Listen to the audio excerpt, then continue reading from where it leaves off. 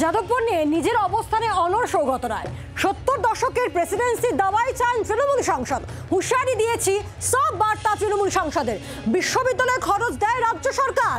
প্রশাসনিকভাবে যাদবপুরকে নিয়ন্ত্রণ করতে হবে, যেভাবে 70 দশকের প্রেসিডেন্সিকে করা হয়েছিল। যাদবপুরের পরিস্থিতিতে হুঁশিয়ারি সৌগত রায়। হুমকি পাল্টা হুমকি দিয়ে এই সমস্যার সমাধান হবে না, পাল্টা মন্তব্য রাজ্যের প্রাক্তন শ্রমমন্ত্রী তথা তৃণমূল নেতা পূর্ণেন্দু বসুর। আমি হুঁশিয়ারি দিচ্ছি, পুরুলিয়া যে চলছে দীর্ঘদিন ধরে যে বামপন্থী বিরোধী বিশ্ববিদ্যালয়ে ঢুকলে তাকে হেনস্থা করা হবে, বাবুল সুপ্রিয়কে দিয়ে শুরু হয়েছিল, প্রাত্যকে দিয়ে সেটা এগিয়ে গেল। এটা ভাঙা দরকার। প্রেসিডেন্সি কলেজে যেরকম 70-এর দশকে পরিষ্কার করা হয়েছে, প্রশাসন করেছিল, আবার অনেক জায়গায় আমরা আমাদের ছাত্র সংগঠন করেছে, সেটা আরেকটা বিষয়। 70-এর দশকে আমরা যা দেখেছি, আমরা যা করেছি, আমি সেটার আর পুনরাবৃত্তি করতে চাই না। আমাদের পরিণতি কী হয়েছে এটা সবাই জানে।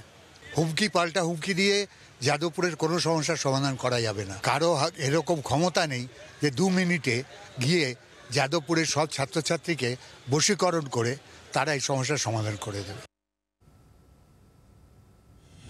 অর্থাৎ যাদবপুর নিয়ে তৃণমূলের 2 নেতার 2 সুর। আর এ নিয়ে সিপিএম এর রাজ্যসভার সাংসদ তথা বর্ষিয়ান আইনজীবী বিকাশ রঞ্জন ভট্টাচার্যের বক্তব্য কি শুনব।